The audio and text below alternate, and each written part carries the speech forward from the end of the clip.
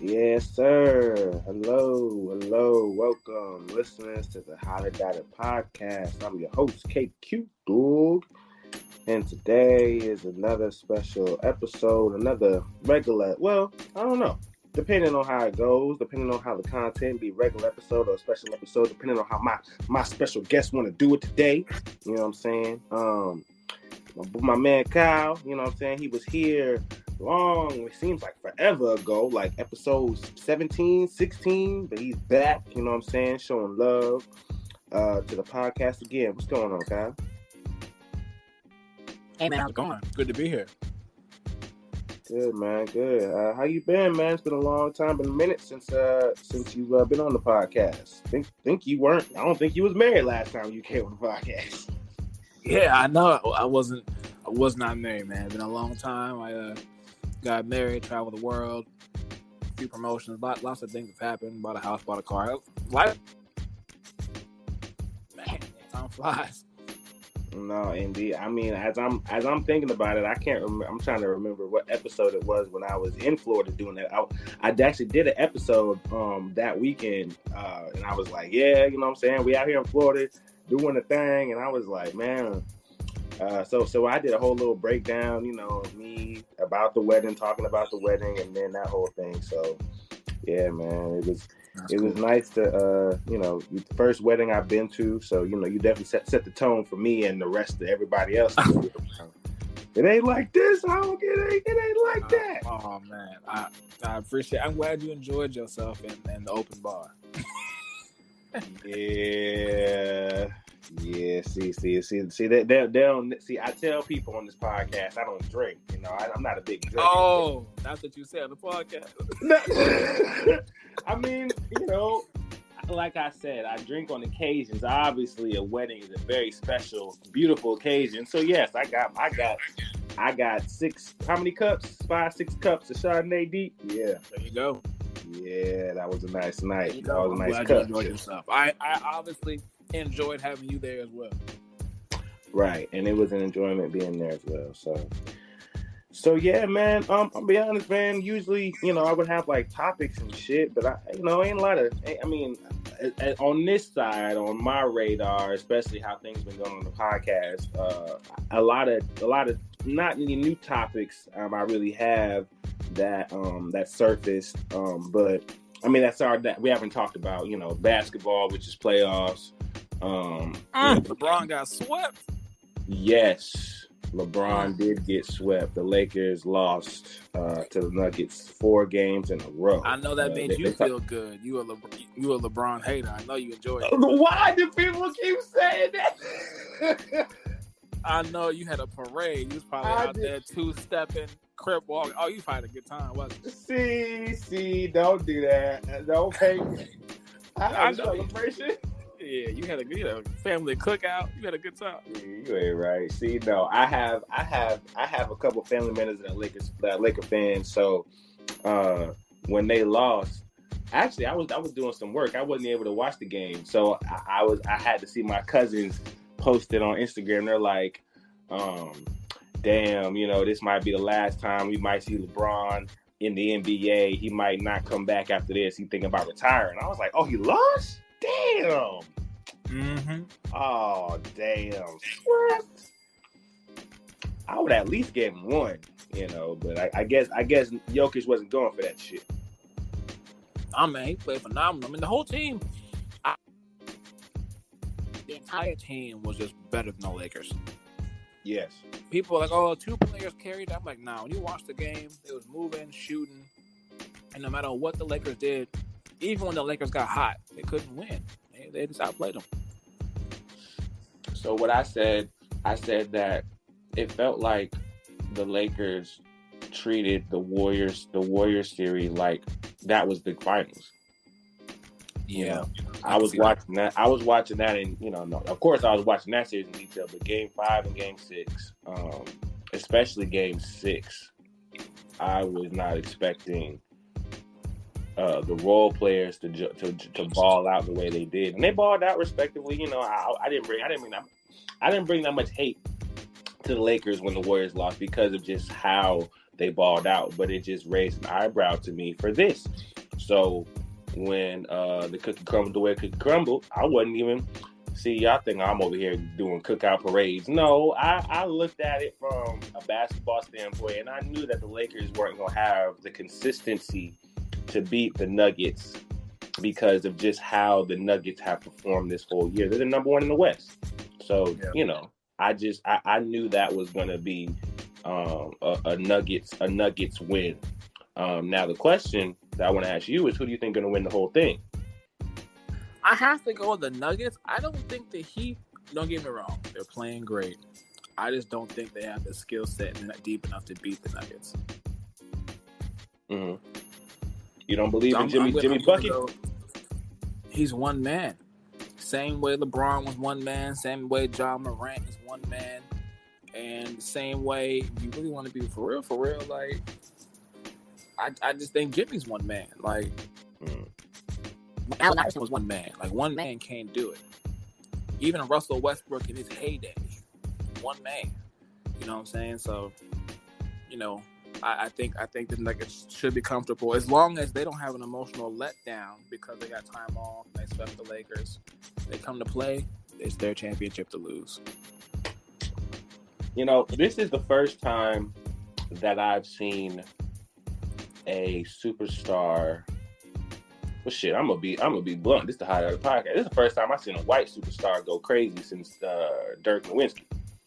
I would agree with that. There hasn't really been one. Now, and Dirk obviously, and the reason for me, Dirk obviously, that's for obvious reasons. Number one, but number two, that man's jump shot, that high step, that kickback. When he threw that ball in the air, I'm like, what in the hell is he throwing in the air? But them bitches,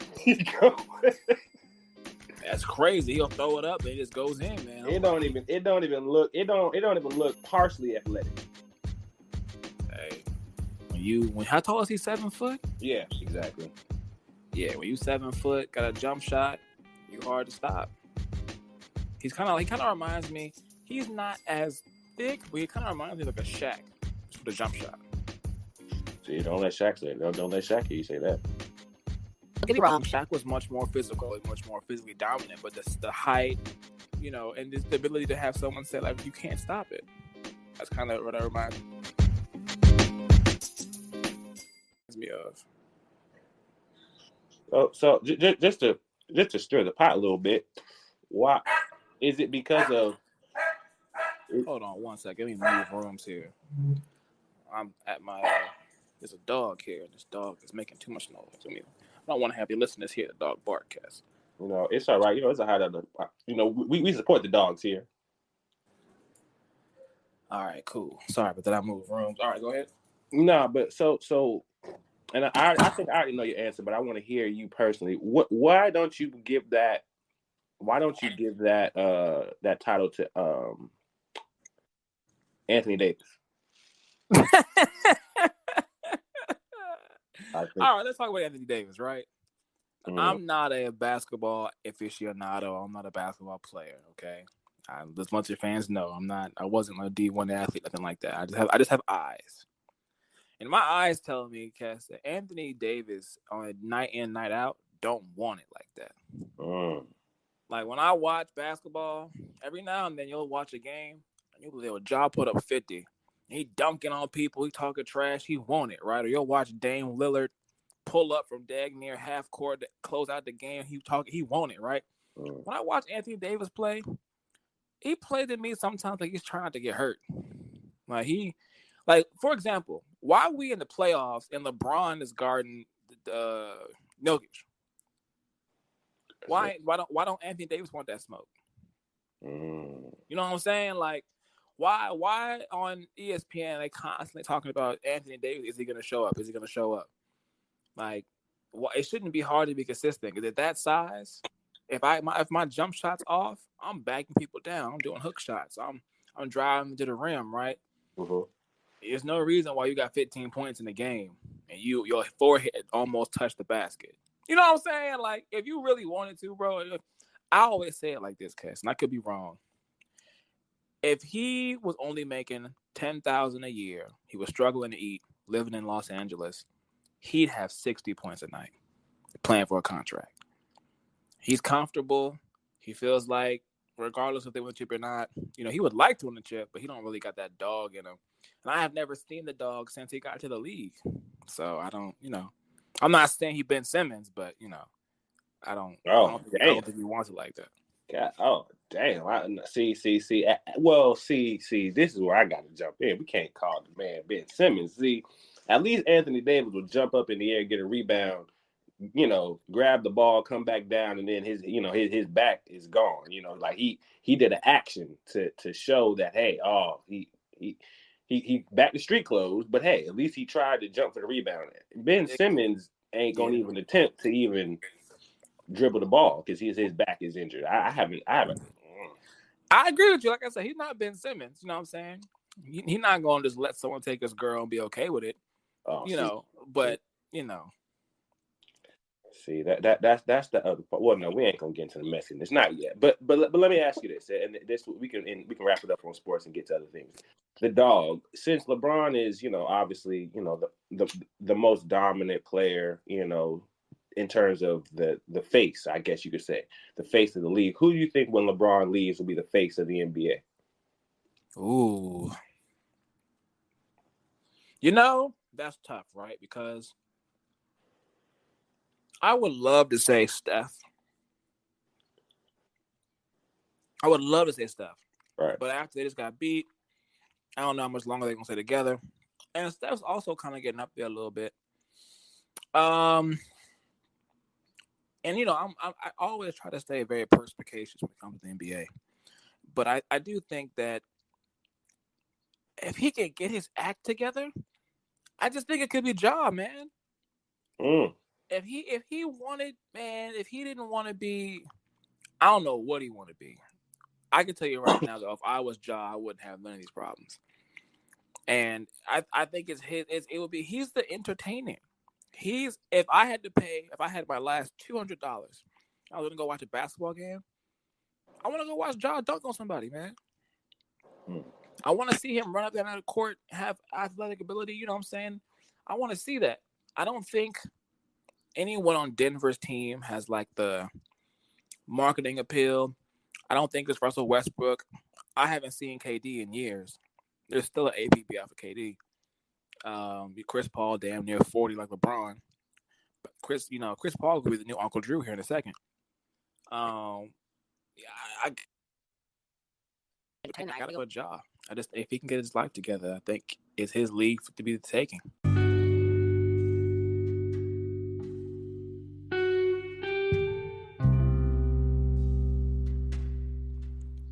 His league for the taking. I like that. I'm interesting you said that name, but it's good you said that name because, I mean, me and you both know his ability on the court and how he handles himself on the court. We've talked about his situations in the past episodes. We have our co-host Cam who he's like our expertise when it comes to Ja because he loved to talk about him some Ja Morant. Mm-hmm. But you are you, so I definitely want to know, what do you, from your angle, what do you think Ja's problem and the solution? We're not talking about Sports Center, ESPN. We talking about black man. We talking about man with millionaire status who has, actual risks, that he's not really looking at from an adult standpoint. If you could talk to Ja, what would you tell Ja in this situation? I think his blessings become his curse because he never leveled up his village. I think, no human being's perfect. You know what I'm saying? I'm not expecting Ja to be LeBron and play it right the entire time. But there are tons of examples of how to do it. And I think with a talent like him, God gave him immense talent and immense athletic ability. But he did not give Ja the discernment to level up his village. I think his village is the reason why he doesn't have his own security. I mean, from the stories I'm reading, if they're accurate, his mama's calling him, bringing him into trouble and dangerous situations. I don't know why Ja would be risking that. His friend was the one filming him on the car with the gun the last time, right? If I'm your friend, I don't need to tell everybody I'm with you. I just can be with you. You know what I'm saying? his village is pulling him down instead of elevating him. And the easiest example is just LeBron. LeBron's village, he sent them to school. They became his marketing team. They became his Maverick Carter, helped him do deals, real estate, learn business, all of that. Ja's team's doing the opposite. And I think sometimes if you don't have the discernment and the mental awareness to make sure that you realize your village can also be a blind spot and can drag you down, then you'll be someone like Ja with immense talent and opportunity, and you're just going to look stupid on a national stage because the situations you're getting in are extremely avoidable. So that would be my issue. I tell them, man, level up your village, whether it's your friends, hell, whether it's your mom. If your mama got issues everywhere she go, might be a problem with your mama. You know what I'm saying? Like, have these conversations and be like, look, I'm supposed to be making $50 million a year. So $50 million a year, I can break you off $1 million each. Sit down and shut up and don't cause no problems. You know what I'm saying? Like, let's be real. Like, if I'm the breadwinner, don't ruin it over something stupid. And I think that's the issue, man. First generation, like we can say in little adults, first generation millionaire, right? Most of the fastest way for our society, our culture, the quickest way to become millionaires is either be an entertainer or an athlete. And most of the time, when they get this access of wealth, they are very young. And in terms of the motivation for the money, what I was thinking of, I mean, obviously his entrance into the league in terms of money wasn't the same, but Kobe Bryant, right? Kobe Bryant was one of the most dominant basketball players in the league. And, every time you hear anything come out of Kobe's mouth, it was all basketball, all competitive, all basketball. He wasn't really interested in political things. He wasn't interested in anything except basketball. And he obviously is revered for it. He's admired for it. RIP. These new millionaires, not necessarily from an athletic or entertainment standpoint, they don't have that focus, right? Once the money comes, in terms of how you got it, the motivation to maintain it and how you got it goes away. If anything, the money doesn't change you; it turns you more of who you already were. So these what was I saying? First generation millionaires, right? How to stay focused and raise your village? Like, how are you even equipped with that? Who do you go to even get that insight? I think the first thing is you have to seek it, right? I think if I'm 19, I may not know all the things I don't know, but what I do know is how to open my mouth to communicate. I can say, hey, you know what? I have an awesome opportunity. LeBron came in the league super young. Kobe came in the league super young. Kevin Garnett came in the league super young. So a lot of people came in the league super, super young, got a big bag, and they're not messed up like this, right? So we can't continue to condone or advocate for stupidity and ignorance. That's not, especially not today's day and age where you have social media and all kinds of ways to reach out for help. Back in the day, you would say, oh, well, he might need to go talk to his owner or someone on the team to help him learn the things that's known in Creative Village. But now, he could text LeBron, hey, how'd you create your village? What do you think I should do? He could text Magic Johnson. All these people have phone numbers that are easily accessible. I think if he sought out what you're saying he lacks currently or what we're saying he lacks currently, it would not be hard to find. And I think the issue is he's not seeking it out. And I think that's the bigger issue, and that leads people to realize his level of immaturity is greater than that of someone who should be making $50 million a year, and why he's losing sponsorships and people can't trust him with their brand. You gotta have that accountability, I guess. Yeah, it starts with you. As a man, I'm never going to point the finger. I'm never going to say, oh, he's the first millionaire in the family. I'm never going to say, oh, he's the first this. It has to start with you. And the reason I'm being harsh is he's made the same mistake twice. You walk outside with your pants down one time, it's on you. You do it again, and Adam Silver was looking upset on stuff. Like I started. She asked Adam that question. Adam had to fix his face before he answered the question. He was like, his face told the whole story. Like, I'm finna get this boy. I mean, yeah, if he got suspended for a year, I think that's a slap on the wrist. I think he's lucky if they let him in the league. Now, obviously, he's a big draw, and because he could be the future of the league, they might give him a year off, maybe 2. But a lot of people, especially young people who can earn new money, they just constantly think it's going to always be this way. I'm so young. I have so much more time. It's going to keep being like this. They take it for granted. And I think if the NBA made an example out of him, it was like, we're going to ban you from the league. I guarantee you, young people in the future coming to the league, they wouldn't receive the same issue or shouldn't see the same issue because no one wants that to happen to him. So we'll see what happens. I think he'll get a year off, come back, hopefully wiser. But they said today he was tweeting from his mental facility and his team had to delete his tweet. Like, he still ain't learned his lesson. You know what I'm saying? Like, hey man, you can't excuse ignorance and lack of want to. The only thing that can change that is Jesus. So, amen.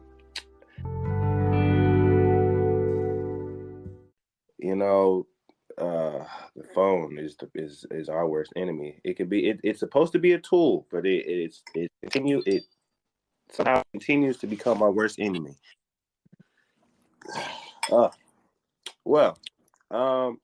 Shoot, man. Like, again, like, there wasn't really anything, new or brand new on my side that I seen, but there's just some more things that I did want some real insight that I wanted you to expound upon. So, the value of the dollar, and oh boy, okay. Oh yeah, no, we're getting into it. I wanted to actually hold all things bricks.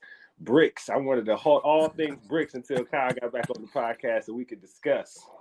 All right, well let's dive into it. So since the last time I've covered it on the podcast, obviously this is an ongoing, continuous thing.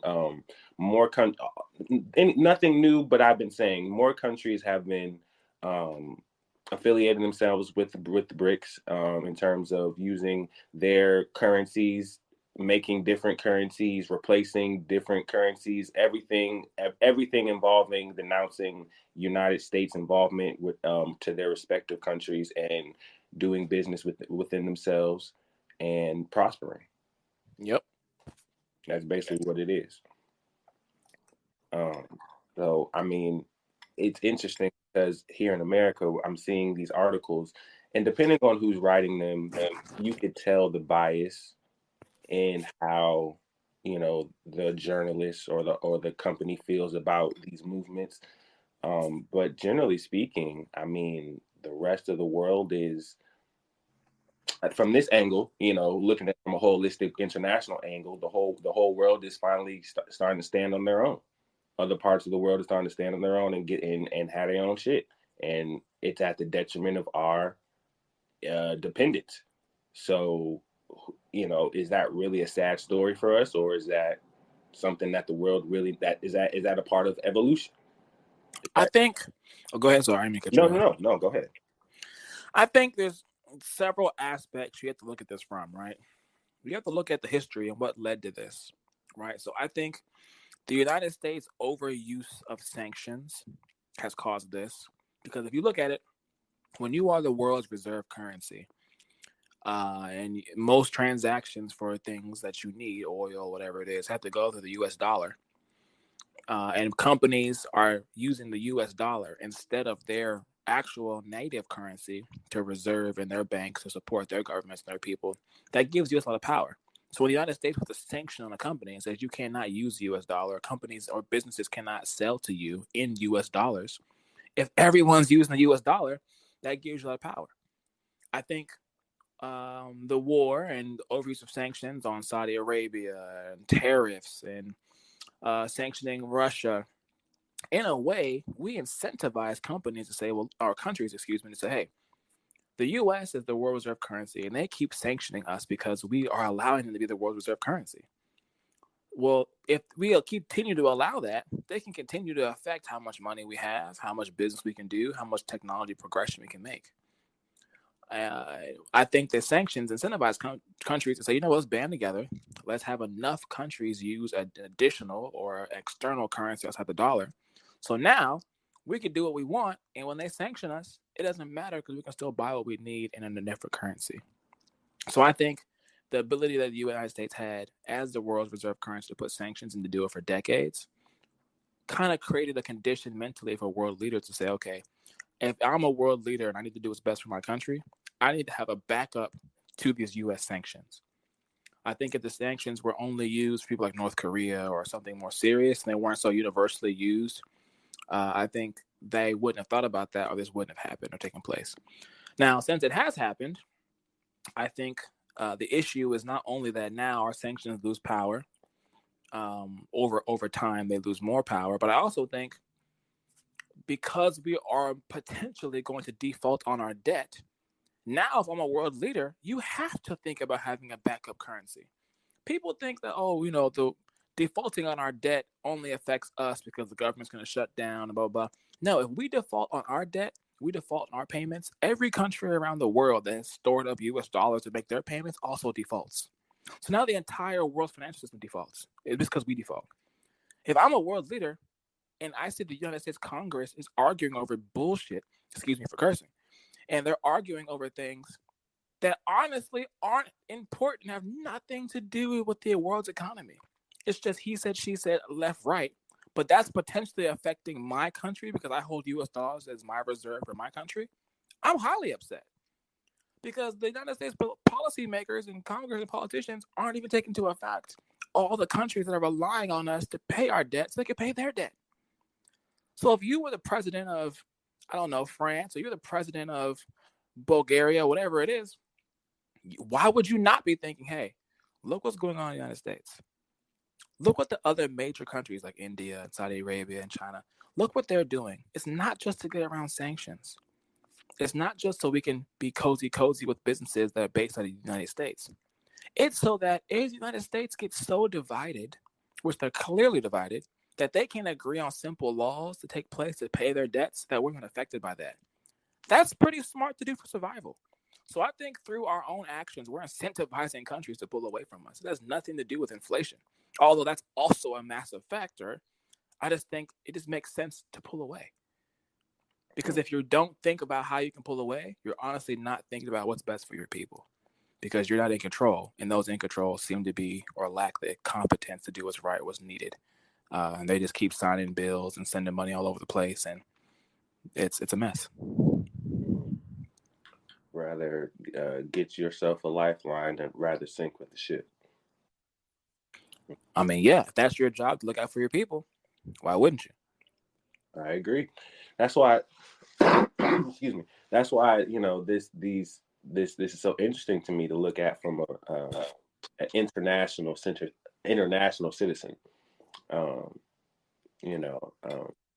It's very interesting. It also makes me wonder over time with the growth of these other countries, will that make Americans more aware of just ourselves with because we have had this political system, we've had this international system for so long, we've ended up having an ignorance to the world to where we are the only ones that matter. And when things are changing to where other countries are starting to be prevalent, we as Americans, just because we're hearing our dollars depreciating and our values not as high as it was, well, what country is? And that's where, we, like the rest of the world, need to be more aware of what other countries and other world leaders are capable of. And, I think,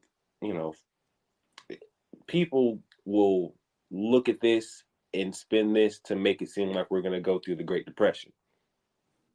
Well, here's the thing, right? If you're not a world economist, right, you haven't studied money. You haven't studied what caused the Great Depression, what the Great Depression looked like from a fiscal standpoint, how much debt we had as a country versus our GDP, then you may have that conversation. If you understand money you would look at our GDP to debt ratio and say we are worse off right now than we were during the Great Depression. We just have more debt to float. Right? That's a conversation to have. And then let's back up the other thing you said, right? I think a lot of Americans lack a couple of things. A lot of Americans lack exposure. A lot of Americans have not traveled. I'm not talking about to Mexico or Jamaica. I mean, actually traveled the world, right? And they also haven't diversified their information intake. So, yes, social media will send you certain things, and CNN and Fox have their agendas. But what I noticed when I was overseas, whether I was in Singapore, when I was in Thailand, whether I was in Australia, Dubai, Africa, Buenos Aires, didn't matter where I was in the world. The news in those countries showed what was going on in their country. It showed what was going on in America. It showed what was going on all over the world. The news wasn't a constant cycle of who got shot in your local city because violence is out of control. It was talking about policies and international government exchanges and who got elected to this. It was a whole different vibe. And I realized America, and I use this example all the time. Have you seen the Hunger Games, Cass? Yes. America is zone 1. If you remember in the Hunger Games, all the zones, whether it was zone 9, zone 8, zone 7, the poorer zones all over the world, wherever they were, their TV showed the TV shows in America. Which is why when Tom Cruise goes somewhere in Africa, they know who he is. Because people watch the movies, right? They see what's going on here. The news talks about our government. That's why everyone sees what Trump says. Yeah, I guarantee you, people in Nigeria could talk about a tweet Trump made. I highly doubt the majority of Americans know a single thing the Nigerian president said. Right? So we're zone 1. We only see what's going on here, but all the other zones see what's going on here and everywhere else. And so just like in the Hunger Games, when everything came to roost, right, all of the other zones, the poorer zones, they kind of came up to fight against the establishment, which was zone 1. I think America is zone 1. America's been the reserve currency for about 100 years, which means you and me, our parents, and our grandparents only know a world where when we leave, the blue passport has more power than the country we're going to. That's all we know. We don't know what it's like to be on the Dominican side and you're a Dominican Republic citizen and you can't even leave your island. Or if you do leave your island because your currency is so devalued, you're extremely dirt poor in America, right? We always forget why people are still coming here. As messy as it is here, people are still coming here because they're coming from zone 7, 8, and 9. All they see is zone 1. So they're still trying to get here to be a part of zone 1, right? But because we were born in zone 1, right? And because we think there's no real reason to go to anywhere else, where else will we go, right? We're so ignorant to what's going on in the world. People still think most of Africa is, clay huts, right? People don't know a lot of things. I think that's made us weak. And I think in the event that we are no longer the reserve currency, and for the first time in maybe 3 or 4 generations, we're going to experience hyperinflation. So we're going to experience what Venezuela's going through right now, what Nigeria's going through right now, where people in Nigeria had $100,000 in the bank due to inflation. It evaporated in just 2 years, right? We never experienced that here. I think if that happens, if we're no longer the reserve currency, that's going to happen here. We're going to see what it's like to lose our passport power. We're going to see what it's like to no longer be feared from a military standpoint, although we have one of the best military, if not the best military in the world. And I think that's going to have an immense effect. Imagine if right now, because currently the blue passport gets you pretty much anywhere in the world. Imagine if all of a sudden another country said, you know what, that blue American passport, you can't go to the U.S., you can't go to France, you can't go to Mexico, you can't go to Dubai, you can't go to Australia. We don't want you here anymore. You're not important enough for us to just let you in whenever you feel like it. We've never experienced that. But there are tons of passports from other countries that can't get other places, right? They already know what that's like. So I just think we're on a tipping point with our debt ceiling, with our internal division, with our crappy politics, and even with our education system. One of my clients of the day, Cass, said in preschool, they were teaching preschool children what it meant to be pansexual. Why is that a topic in preschools, right? Like public school, like that's a whole other conversation. Like I just think there's so much going on here. Even if the debt ceiling and the finances and inflation were under control, I just think internally we tear ourselves apart. I mean, you look at how many people don't believe in the government anymore. They don't believe in what the news is telling them anymore. They don't even want to vote anymore. I mean, the democracy is in serious danger. If not right now, 2, 3, 4 election cycles from now, it could get ugly. And that destabilization is only making other countries say, well, look how America's going from the inside. No one's attacking America. No one's on America's border blowing up buildings in Miami. That's not happening. They're tearing themselves apart. Their government can't get nothing done. It takes 8 months for Congress to pass a bill. Why wouldn't we get our own currency or join BRICS, whatever we want to do, or go to crypto, whatever it is, right? They got banks defaulting. We ain't talked about that. How does a bank with $250 billion default? Why have we had 3 banks default in the past few months? And these are not small banks.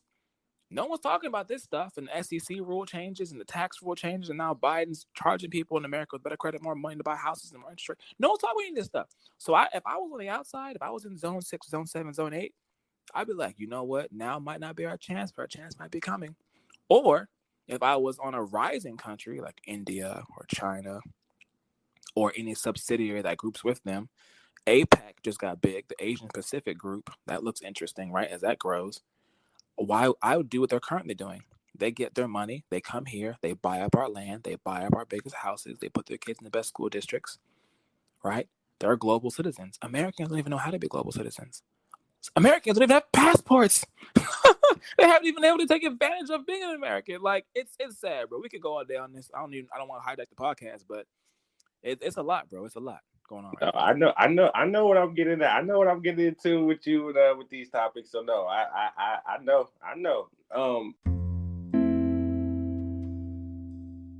It's interesting.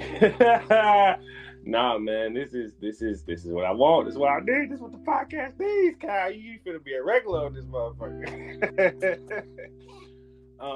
Man, I mean, listen, I just got my passport, so I'm about to start using that shit. But the thing, gosh, man, like you just be covering, you going through it, dog. You really be going through it.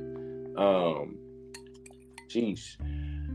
So the taking advantage of going overseas as an American and what you can build in whatever country you choose to build in versus in America over time, in terms of ownership, dual citizenship, the same things that people outside of America are trying to do here.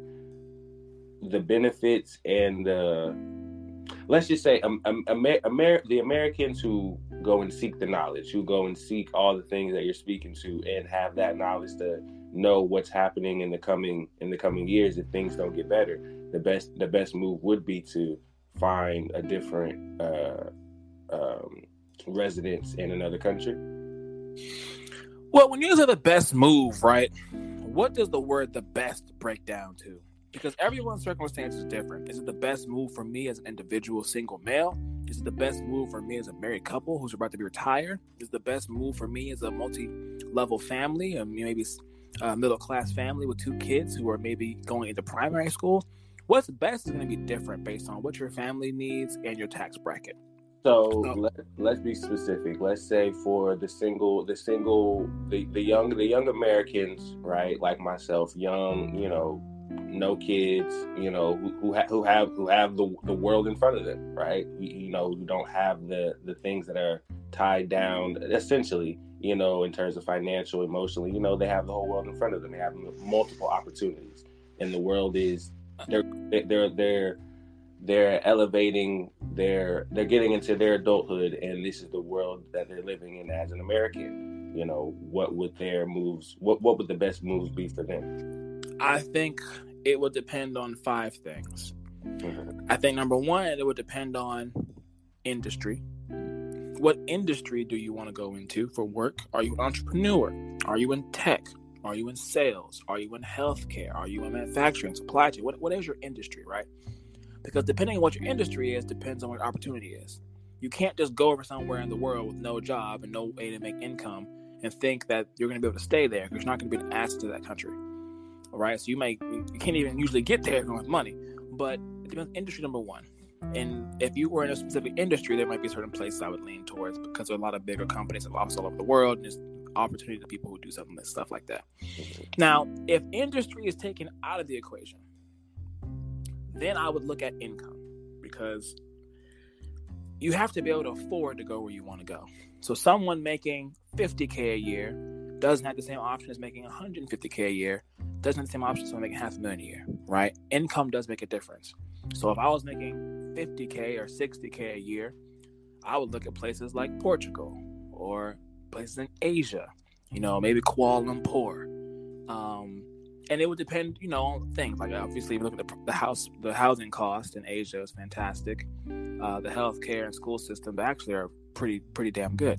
Now, if I'm talking about, maybe I'm making 6 figures or I'm making a little bit more money, right? And if you make more money, then taxes play a bigger role. Because as an American, you're one of the only people in the world. Americans don't even realize this. They're one of the only people in the world. When they leave the U.S., they still owe taxes back to master. Other countries, if you leave their country and live somewhere else, that country doesn't take taxes from you. But America does. So you have to look at, okay, well, what's the difference between being a citizen and getting a residency? Does my country that I'm going to offer citizenship, whether by investment or buying real estate, or paying for a passport, which could be $75,000 depending on where you go? Or does it offer residency? Am I going to get a golden visa from the European Union, which gives me access to 26 countries in Europe? Am I going to get a golden residency or a golden visa from Dubai, which is going to last for 10 to 20 years, depending on how much money I have and how much money I make? Am I going to go to a country that's tax-free, right? So if you're going to go to Dubai, well, there's no taxes. So there's no taxes on property. There's no taxes on rental income. There's no taxes on your corporate income. There's no taxes on your W-2 income. So that makes a lot of sense, especially if I have assets to pass down. But then can I afford to live in Dubai? Not everywhere in Dubai is expensive. However, if you're open to search around, you can go to places like Sharjah or Oman, not far from Dubai, which are way cheaper than Dubai, but you still can get to Dubai in less than 45 minutes, right? I think if you're looking into visas, right, maybe I want to be a dual citizen. Well, if I'm going to be a dual citizen, does me being a dual citizen have to pay taxes in 2 countries, right? Because certain countries, that's the case. Or can I go somewhere like Greece, where I can renounce my U.S. citizen, get a residency in Greece by just being in Greece one day a year, and then I no longer pay taxes, period, right? Or do I want to pay taxes? Maybe I want a golden visa and I want to be in Switzerland, because by paying taxes, I get access to free college for my kids, all the European stuff I get access to we don't have here. Maybe that's actually worth paying the taxes, because now my kids go to college for free and I got the good health care and all that kind of stuff. So being a global citizen requires lots of education, but then once you understand a lot of things, how things work, you're able to actually make the most of life. You're not making the most of life by living in the country with the highest taxes and some of the worst healthcare and worst schools in the world. Like America's school system, not even top 40. Not even top 40. I bet you can't even name 40 countries. Think about that. You probably can't name 40 countries, but our school system is not top 40. So it just depends, man. Like for me, I'm really, really big on Dubai, man. I know it's hot 3 months out that year, but real estate prices in Dubai are going through the roof. One of my mentors told me 3 years ago, buy a condo in Dubai. Take all your money and do it. It's going to double in 5 years. And he was wrong. It doubled in 2.5. Dubai has the largest amount of people in the world going there. 88% or 85%, some say immigrant. But if I would have bought $1 million house in Dubai 3 years ago, it'd be worth $3 million right now. That's beautiful if you already got in. That's tough if you're coming now. But again, why would I make $100,000 living in California if I'm only going to keep 52 of it? I can make $100,000 in Dubai and keep $100,000 of it. Over the course of 5 years, I have an extra $250,000 cash just because I'm in Dubai, not America, right? So sometimes thinking smarter, not harder, means you got to get up and go, because opportunities only come to those who take them or seek them. And I do think that with America's taxes being high, people forget our taxes are not going down, but our inflation is going up. That's why rent in North Carolina right now is about to be $2,000 for 1 bedrooms in some small cities. Eesh. That sounds like DC to me. That sounds like Dallas, Texas, and Austin to me. People are still, maybe in Houston you can still get $1,700 rent here and there. Maybe if you're in the middle of nowhere like High Point, North Carolina, you can get $1,600 rent. But when I was in North Carolina, not even a decade ago, maybe like 6-7 years ago for college, I was paying $820 rent. That apartment that I was paying $800 rent now is now $1,600. That's doubled in not even 7 years. So if you don't make a plan for the next 100 years or the next 10 years, who's to say with inflation that rent not going to double again? Who's to say you can afford to live in the country you were born in 20 years from now? If you're not thinking like that, you're just waiting and letting life come. Life's going to be hard for those who ain't making a lot of money. Because I got friends right now making $200K check to check. So, like, you got to think, interest is going through the roof. Inflation is going through the roof. So right now, interest being around 7%, a $300,000 house cost you the same on a monthly mortgage as a $700,000 house 2 years ago. That's $400,000 less in buying power for the same payment. Which means if I could get approved with my income to buy a $700,000 house, I can only get $350K now. Well, most people can't even do that, which is why they're renting. And with rent going through the roof, most people won't be getting roommates or moving in with their family, right? Well, that sounds like a third world country to me. You ever gone to a third world country? People live in families and they rent together. That's what it sounds like to me. So, like, again, why would I pay all the taxes? Again, you're paying all these taxes, and the roads are crappy, potholes everywhere, busting tires. Crime is crazy. People busting windows out of robbing, stealing. Healthcare costs are all-time highs. You couldn't even fathom not having healthcare and needing to go to the ER right now. You probably wouldn't even go. If you were sick, your appendix ruptured or something, and you didn't have healthcare, you would think twice about getting a hospital visit in America, because that might run you $10,000. Right? So, like, what, again, the benefit of being in zone one is quickly deteriorating. And I think that a lot of Americans, especially those who haven't traveled the world, haven't seen anything, don't know anything, they're just like, well, it is what it is. But they only think that way because they don't know the other options. They're afraid to leave. Or, hey, their parents are here, so that's where they're going to be. Because their parents are telling them what they did when they were young. And I'm like, the world that your parents raised you in no longer exists. So you got to think different and move different, right? A lot of people don't want to do that. So, again, not trying to go on a tangent, but like when you ask me what someone who's single, no kids should do, man, if I wasn't married, man, if I didn't have what I have now, not saying I don't like it or enjoy it, but I'd be on a plane, bro. I wouldn't be here. It depends how much money I'm making, but there's other places I'd definitely be, because you can work in other countries, still make your US dollars, but live in the cost of their currency. People don't even know. There's something called FEIE. It's the Foreign Earned Income Tax Exclusion. Go on Google and type in FEIE tax credits. You can make up to $120,000 tax-free. Just don't be in America 330 days a year. So you can work remote and live somewhere else that's way cheaper. Stack more money and not pay taxes. As an American, right? So, like, or if you're a married couple, I think it's like $220,000. You can get tax-free, FEI, whatever it is.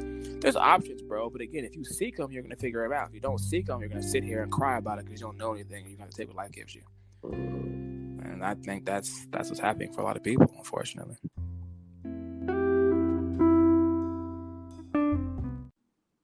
Hey man, listen. This is why I wanted this man on the podcast, because he gonna give it to you. He gonna give it to you straight, give it to you real, give it to you. I'm talking about, man. We ain't talked in a minute. But first of all, no, I appreciate that most definitely. You know me, I'm gonna run this shit back, Google everything, and look at everything. We're gonna talk about it on the whole separate thing, but just a quick transition. You know, like I said, for last time you were here, you weren't married. Now you are married. You've been married for how long now? How long y'all been married? About 7 months, I think. 7 months. So you know, this is a different dynamic. You know, I also like to bring on the podcast because I just want to have a real genuine, because we talk a lot of bullshit about social media, surface level, side nigga. You know what I'm saying? We be talking about ignorant shit. But I do also like to give the space and the floor for like real life, which involves you know, true commitment, dedication, and you know, real work. to make a relationship, a marriage, hell, or a relationship work. So, as much as you would like, can you like speak on, your experiences just being a husband and, what that means and how that goes and, for the men and the young boys in the back, you know what I'm saying? Not the young boys in the back. Yeah, I definitely talk about it, man. I think marriage has been a beautiful thing. I'll start off with saying that. I think in today's day and age, the easiest way for the devil to get you down is to make you lonely. I think a lot of people who are lonely are unable to appreciate the blessings they do have because they're lonely. And loneliness is hard to overcome. And social media can't fill that void. And eating can't fill that void. And having randoms in your life can't fill that void. So I'm lucky. I'm one of the lucky individuals who found a good woman who went through different phases of my life with me. And I'm able to marry her and come home to her and come home to a home cooked meal, which I'm eating right now, and and have a stable life. That's a blessing. I do think though, marriage is not easy because even though, like I said, we did the premarital counseling, and I'm huge on premarital counseling. I think if you aren't doing premarital counseling before you propose, you're foolish, right? So a lot of things that come out when you do that. I've had in my life, I've dated 3 different girls for 3 years, right? So I'm not afraid of commitment. I think with my current wife, we did it for 3 years. Now we've been married for almost a year. You, the thing that you can't account for in a marriage is how you're going to change over time. So when we first started dating, she was right for me at that time. But the dude I was a year after that, or the dude I was 2 years after that, was vastly different than the guy she was right for when I met her. And so if you are not growing together, if you're only focused on leveling yourself up and leveling up your mind and leveling up your bank account and traveling and getting yourself to be a better version of you, your blessing can be your curse, because as you change, your relationship won't change. So the same way Morant didn't level up his village, you gotta level up your woman too, or at least grow together to where you guys can relate. Because sometimes you can acquire so much knowledge and new skill sets and new friendships and opportunities to where you never relate to your spouse no more because she's not changing, right? So you gotta be careful of that, because you don't want the thing you prayed for to be the thing that you now regret, or the thing that you prayed for, or as I always say, the blessing to become the curse. So that's one thing to keep in mind. Another thing I keep in mind too with marriage is, although it's a team, it's not 50-50, it's 100-100, right? So I always hear people when they're dating, when they're dating, but they're going back to their own home, right? Or they're only seeing their spouse a couple of days a week, right? That's child's play. That's fun stuff. It's 50-50. We cut the check in half.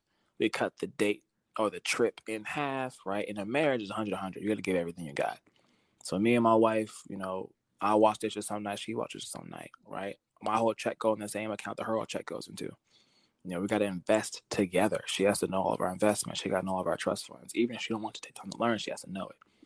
Or I have to know all the stuff she's doing with her business, even if I don't want to know it. Right? It's 100% all the time. And if you go into it with the 50-50 mindset, it's going to fail. Because there's a lot of times where now that her family is doing something I don't even know about, I don't even care about, I need to care about it and take part in it because that's my family now. And if I don't, I'm doing them a disservice, which will come back and affect my relationship. Or if I get a promotion at work and I just land Disney as a client, right? There's a huge hoopla and they want to celebrate me. And my wife has no idea what I do for a living. She knows my job title, but she doesn't know what's going in and out of it, right? She's going to get to the office and understand what's going on. She can't really make me feel acclaimed or appreciated the way I want because she doesn't understand, right? That's going to hurt our relationship.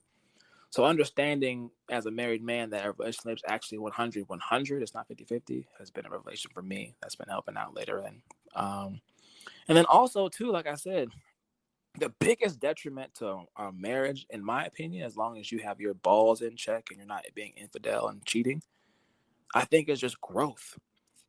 Growth is probably the second biggest threat to a marriage, because if you grow apart, even if the sex is good and the chemistry, because people mix up chemistry and compatibility, right? Chemistry, oh, she makes me feel good. Oh, I get a fire, I get an arousal when I'm around her. Versus compatibility, our core values are the same. Our life goals are the same.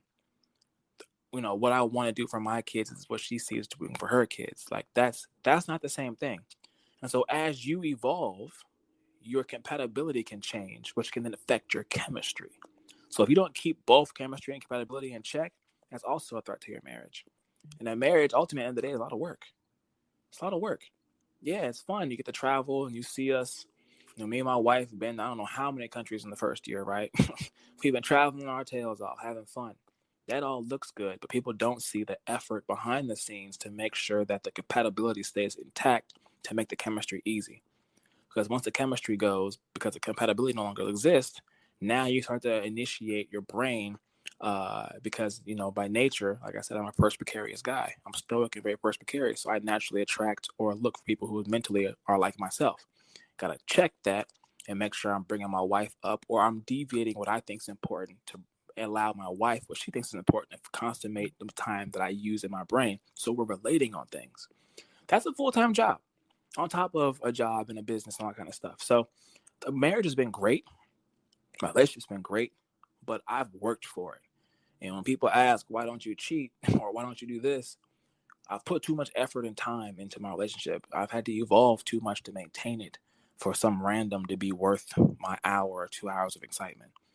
And I think that as long as she keeps that same mentality, we should be good for the end of time. But you got to put the work in and make sure that's the case, because whether we move overseas or whatever happens, or I get sick one day, like at the end of the day, your wife and your mama, while she's still alive, is all you got. Your kids are going to leave you one day. Your friends are going to leave you one day. Your parents are going to die one day. That spouse is really all you have. That job will fire you one day, right? Like, that money going to get spent one day. So you got to put that effort into that spouse. It's really, really important for your sanity and for your long-term longevity. And that's kind of what I'm focusing on.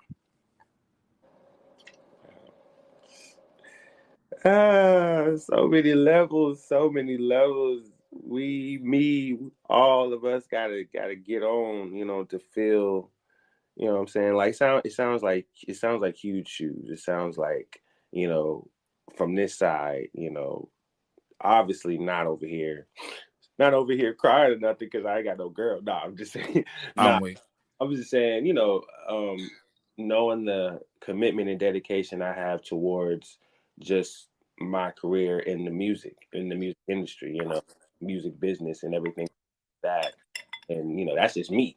That's all me. That's the conversation and accountability with me. So, when you have that same mentality for another person, you just gotta, like, you and her gotta have those, you know bad conversations, good conversations past the honeymoon phase. And this is dating, you know what I'm saying? And, like, of course, blessed to have the right one, but God dog, I guess that testimony that you just said, I'm thinking of, man, I'm over here thinking about getting myself in a strong footing in this music shit. I ain't trying to have a whole have a whole commitment standing with another woman. Not saying I don't, but I just know that comes with a whole different.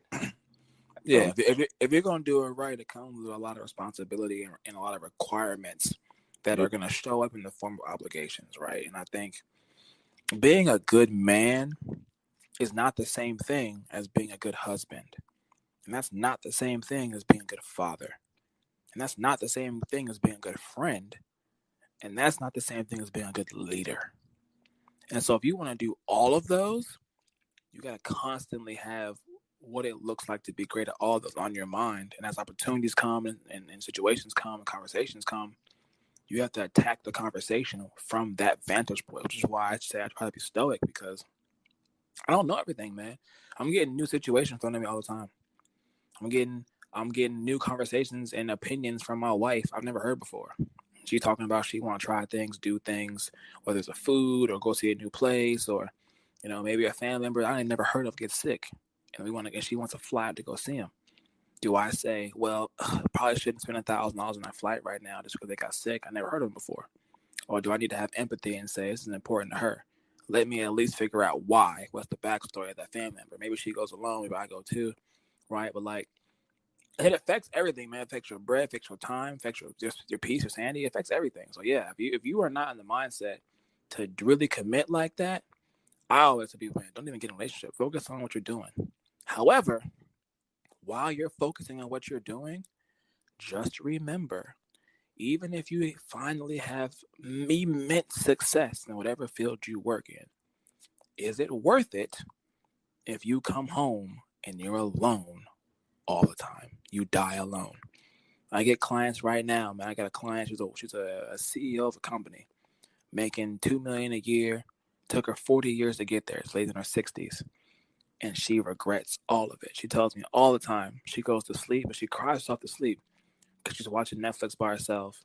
No guy she dates can relate to her or value her because they didn't build it together. She has no kids to talk to, no grandkids to carry her legacy on, no money to give the money to, no one to take the trip with, no one to show the plaque to when she comes home, no one that truly cares about her outside of what she can do for them. And that's a lonely place to be, even with all of her success. And so I keep that in the forefront of my mind. As you know me, I'm charging, career, business, trying to make money, trying to see the world, trying to get a second passport, trying to buy a second house overseas, trying to do all these things. It makes me feel good. But if my wife's not running at that same pace, it's like, although I'm like, dang, why don't you think like I think? I'm like, I married her for a reason. Let's see if for a reason I can find value in. If not, let's see if we can find compromise or at least understanding in or empathy in. Because at the end of the day, what's the point of getting a second passport, getting all the houses, making the money, taking the trips, if it all fails, I'm gonna die alone. And some people would say, well, there's nothing wrong with dying alone. And I agree with that. Not everyone's meant to be married. But I know I'm not meant to be someone who dies alone. And I have too much mentally going on to be entertained with a side piece that just comes around when I want to get something, my rocks off. That's not going to fulfill me at all. And I'm really, really big on doing things that give me fulfillment, not temporary wins. I think that's something else that marriage has taught me. It's better to be fulfilled than to be succeed. And that's something I had to learn. I'm glad you said that last part because I actually want to hone in on that because that's that is so true. That's so prophetic, but at the same time, like to me personally, like when I hear it, it's like it's because Bill Gates said something about it, and I should bring it up. Um, Once they get to that success point and they get to wherever they envision they wanted to get to, they look back and they say, damn, I wish I would have did things differently. I wish, I wish I would have, spent more time with friends or whatever the case may be. A lot of times I see a lot of speakers at college graduations do this. Highly successful, whether it be a celebrity or whether it be a doctor, philanthropist, they'll speak on, congratulations, you guys graduated, you put a lot of hard work. But don't forget to don't remember your loved ones, don't remember to spend time with your friends, don't remember, remember the moments because, and there'll always be a big name and they'll always have this confession standpoint where they're like, I am who I am, but if I could have did things differently in my 20s, if I could have learned this, I would have did this differently in my 30s. But you're fucking Bill Gates, you're fucking, Mark Zuckerberg, you're this guy. So what I'm speaking to is that balance of having the fire to stay on that path to succeed, but don't let it lead you to ruin. And basically what that is, and I mean not necessarily you have to be married, but human nature. If you're doing all this work, doing all this, you're putting all this work in for yourself, you want to have something to pass it down to. You want to have something to show for it. And that's where, if you're doing it the right way, like we spoke on earlier, you'll have a family, you'll have a legacy to pass down what you've done to your future generations. And that comes with, as you say, you learn that it comes with work. It comes with as much work as putting as much work as you did to get to the success point, as much work as having the knowledge and understanding to know that it's not necessarily for you, but it's for your it's for your future generations. And depending on who you are, in this point, the man, depending on what type of man you are and how you went about going through your career and how you went about sharing it through your legacy, it could be looked at as, oh, you did it the right way. You had the perfect mental balance of understanding that success is on one hand, as well as, um, you know, life balance and, connecting with family members. You're not the millionaire who got to the top and you look back and all your family members are dead. But at the same time, you aren't the one who gave everything to your family and didn't have enough for yourself to reach your dreams. So Yeah, I would challenge you and your listeners with this. Whether okay, someone's listening right now, they're going to listen tomorrow, they'll listen 10 years from now. This, what I'm about to say, I think will be true until the end of time. Something I've seen, right, is sometimes people think the biggest curse in life is never succeeding. They never got the dream job. They never got the girl. They never got the bank account to hit this digit, right? I've seen, and I now tell people, the even bigger curse is when you get the girl or when you get the bank account, you get the dream job, and you're still not happy. Because what happens is you think, I got this singular goal. I want to have the number one podcast in the world. I want to be the best doctor, the best dentist, the best race car driver. I want to be, some people don't want to be the best cast. Some people just want to, I'll make $100,000. Whatever that goal is they have, right? And then they achieve that goal and they realize, oh, although I did this one thing, whether you're Tom Brady and you get 7 rings and your wife leaves and now you're figuring things out, or whether you are Bill Gates and you have $200 billion to your name and you're telling people all the things you regret now. Whoever you are, in my personal life, I'll speak for myself. I can say a lot of the goals I had 2 years ago, I've hit. And 2 years ago, they all looked like really big goals. 2 years ago, I was like, man, if I had this, man, if I could do that, if I went there, if I drove this every day, if I got to experience that, if I could have a wife, if I could do this and that, I've accomplished a lot of the goals I set for myself. And not one of the goals, not one, not buying the house, not the ring, the honeymoon, the trips, the dream job, the $250,000, whatever it is, none of it made me happy for more than 24 hours. Not one. Because after you achieve the goal, you wake up the next day, and although you've achieved it, there's something else on the slate, something else on the horizon. Now you got the wife that you coveted when you were in college because she wouldn't even give you time of day. Now you're married to her. Now you got to handle her emotions. Now you got to handle her family. You get the bank account where you wanted to get, right?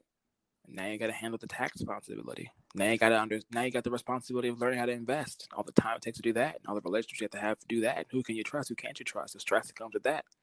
You get the dream job. You're making the big bucks, but now that dream job has requirements. You got to be able to navigate that world and navigate the socialites and academiologists and all the people who you have to basically make your friend or like you enough to be successful in your workplace and the stress that takes, right? You whatever it is, the friendship circle, the trips, right? Whatever it is. When I was in Santorini with my wife, we were looking at the ocean. The sun literally set over the ocean over our cliffside bungalow. I thought to myself in that moment, it doesn't get any better than this.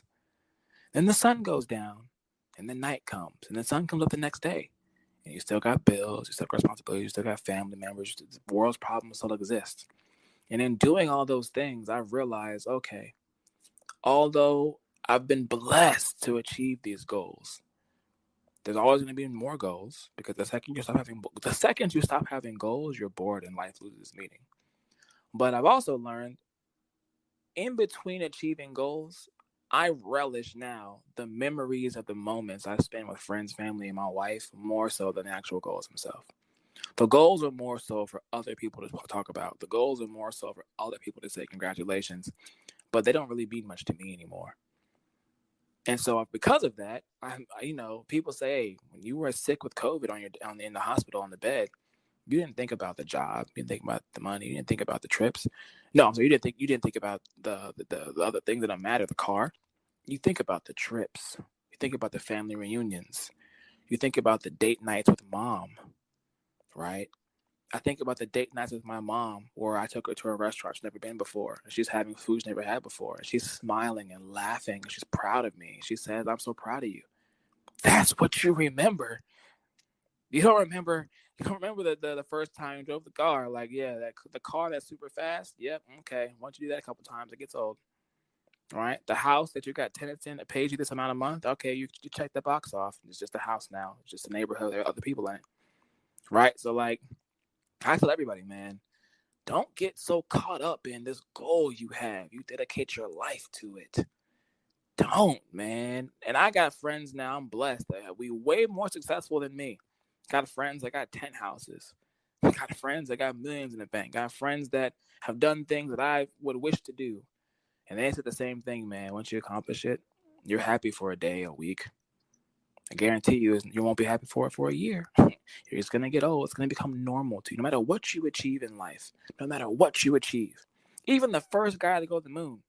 Yep, okay, now what? It becomes normal. You got to be happy with the day-to-day. You got to cherish the moments with the people. Because that's when you truly feel the best. That's what you're going to remember. And so I tell people all the time, man, don't die alone and think that all the memories of the goals you hit are going to be that great. So you're going to forget most of them. They're going to become small as you hit bigger goals. What's big to you today will not be big to you 10 years from now. The same way, $100,000 today won't have the same value as $100,000 10 years from now. It's no different. Inflation happens in life the same way it happens in currency. Mm-hmm. And so, I just want to tell your listeners that because I think although we're all scared of failing, quote unquote, whatever failure means, we're all scared of failing. And they think that's the biggest thing to fear at night and to be unhappy about and to question God about. And I'm like, that's just because you haven't got over the hill yet. The bigger curse is actually hitting your goals and still not being happy. So work on being happy now, whether it's the girlfriend, the spouse, whether it's the family time, whether it's the reading books, whether it's the gym. Work on being happy now, and then you'll be happy when you achieve the goals. If you're not happy now, I promise you won't be happy after you achieve the goal. And I can bet you as much money as you want on that. Got a lot of examples of that in my life. Mm.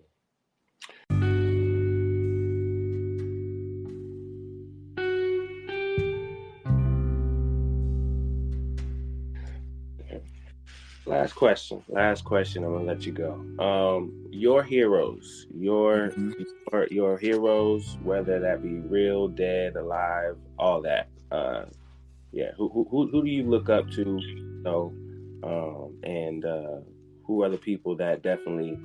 Who are the people you go to when you meet them? The people I go to or my heroes? Oh, see, look, there I go again. Two damn questions. Your heroes. Sheesh, that's actually tough. Heroes, man. Now that I've gotten older, man, when you use the word like heroes, I gotta say like my mom and my dad. I gotta say, that's about it, bro. Heroes, I don't got no like external heroes because a hero has to save you, right? And I think when you look at life, like ain't nobody out there coming to save you, bro. Only people that come to save you or do something that seems like saving is your parents when they raise you. They spend their time and their money on you, or a friend who invests in you, or a friend you can vent to that keeps you sane. Those are your day-to-day heroes, bro. I don't got no Supermans in my closet, man. I'll say my father, just because I could come to him with anything. And even if he can't relate, he doesn't hate. He sits back and he helps me debate and find out a good solution. I would say my mom, just because having unconditional love is rare. And sometimes, as long as you don't let a mother's love be a detriment to your success, as long as you don't use it as a crutch, a mother's love is, for those who have good mothers and are blessed to have that, is going to be something that's probably irreplaceable. As much as people hate to admit it, a wife's love for an American man is usually conditional. So a mother's love is beautiful. It's damn true. Yeah, that's another conversation, bro. But you said you wanted to wrap it up, so we wanted to get there. But a mother's love, just being able to experience that, I would say is a hero. Because sometimes, man, hearing that I'm proud of you from someone who raised you and saw the failures, and it means so much more than any accolade or sponsor deal or anything like that. And then heroes, man, like Snoop Dogg said, I'm not going to get religious, so I'll leave God out of it, although obviously I'm very thankful for God, and all my blessings come from God. I would say hero, man, I got to thank me.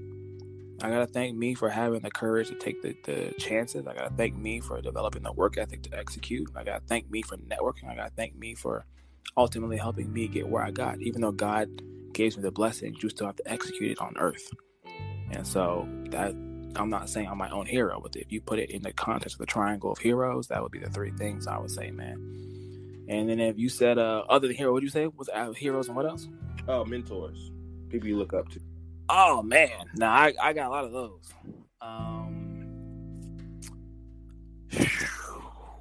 Wow, I have a. This is a true statement, bro. I got a mentor for every area of my life.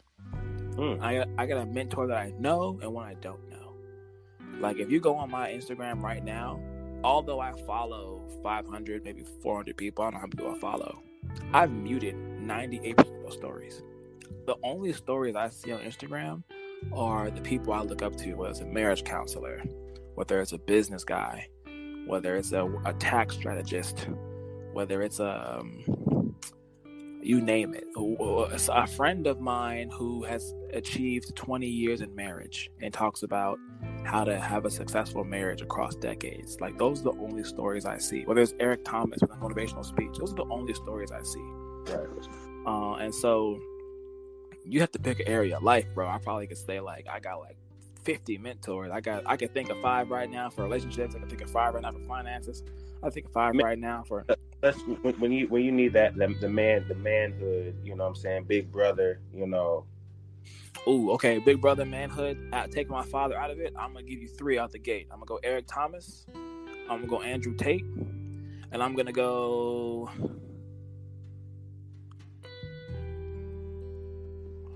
Ooh, who do I want to put in that 3rd spot?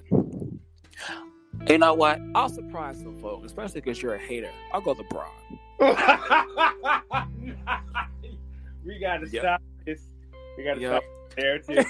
I'm gonna go Eric Thomas just because from the time I was 18 till now, I've had days where I will play one 20-minute speech on a repeat for 48 hours. And I won't listen to music.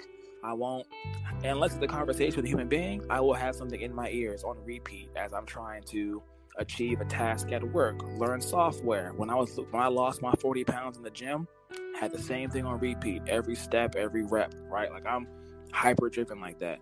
I'll do Andrew Tate because a lot of stories, although I don't agree with every single thing he's possibly said, a lot of his quotes, if you go to my saved album on Instagram or whatever it is, it's quotes he said on repeat. So I've funneled all of my social medias to only show me things that drive me, push me, or slow me down to learn from. I don't see too many personal people's lives or stories. I gotta constantly see stuff that makes me get up and challenge the lion in me, or ask myself, why does the dog feel tired today? Is it okay? Right? Like that's the mentor for the manhood stuff. Because being a man, bro, is for me. I can't speak to anybody else, bro. But like, it's easy to take a day off when it's just you.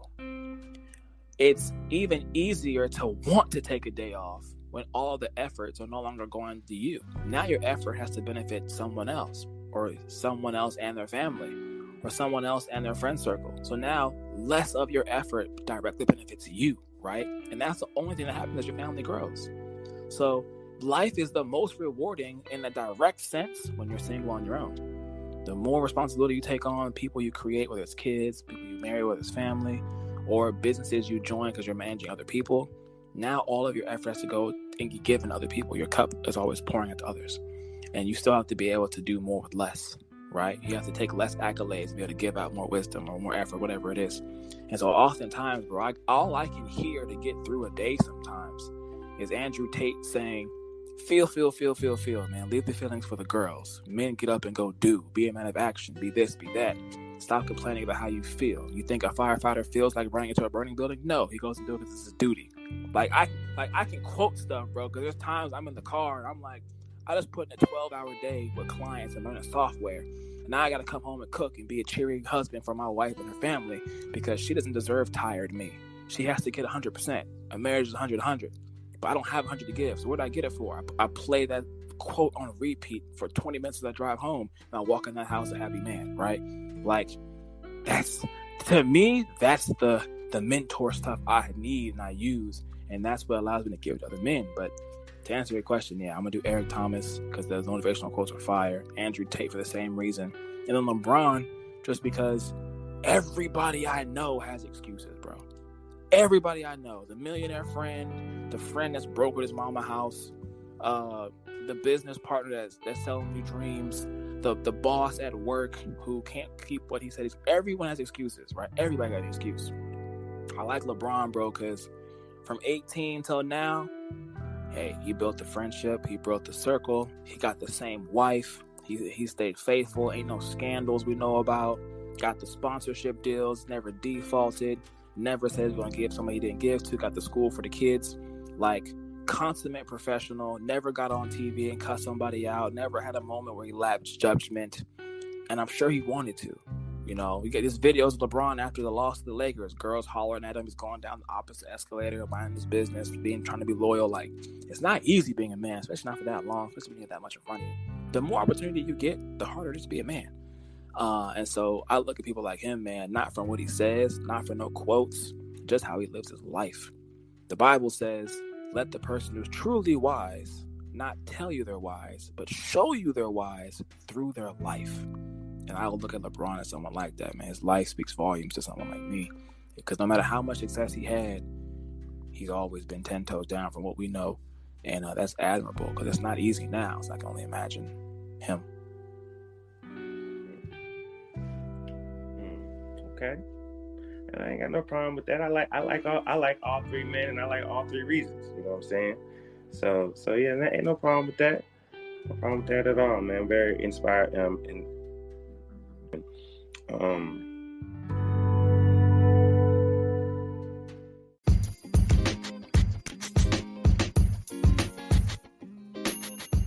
Yeah, man, that's all I got, bro. I ain't got nothing much. I know we don't. Hey, man, we know we can hit it for like. I ain't gonna, you know what I'm saying, listeners and the back gotta edit this shit, so I know I ain't trying to give them a long night. But yo, man, I appreciate you on the podcast, man. You are, man, ain't no words, because you heard me put it down every time, man. I appreciate you having me on, bro. I enjoy supporting and hopping on, man, and even though people can listen to this, man, just talking to a friend, dog, that's always nice.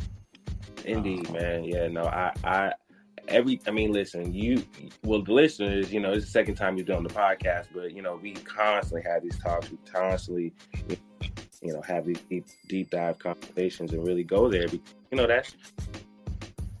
That's all I really think and care about, even as I do this podcast.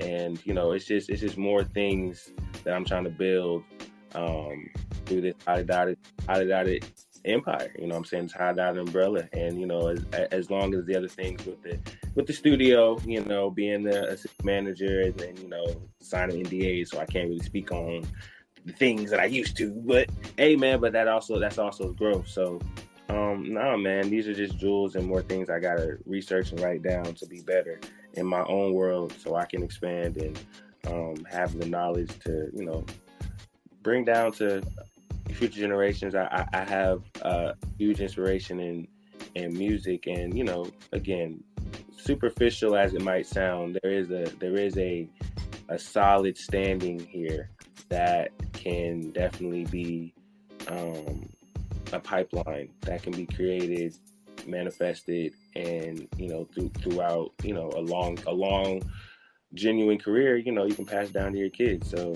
I'm getting introduced to that.